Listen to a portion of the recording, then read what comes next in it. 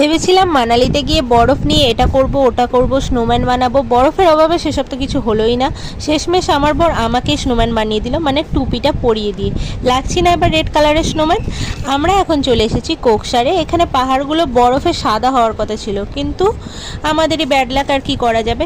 তো একজনের খুব শখ হয়েছিল পাহাড়ের উপরে ওঠার, নাও এবার ধপাস। এখানে যেটুকু যা বরফ তোমরা দেখতে পাচ্ছ, এই বরফগুলো কিন্তু ভীষণ স্লিপ ছিল, কারণ 1 মাস আগে স্নোফল হয়েছিল, তারপরে আর স্নোফল হয়নি। তো বরফগুলো ভীষণ হার্ডও ছিল। তো আমরা তাই বলে কি একটু ছোড়াছুড়ি করে খেলবো না, তার জন্য আমার ছেলে লাথি মেরে মেরে বরফগুলো গুঁড়ো করে দিচ্ছে।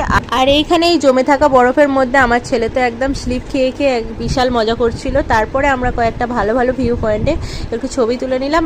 আর এইবারে ফেরার পথে আমরা পেয়ে গেছি স্নোফল। তো আমাদের মজাটা দেখো।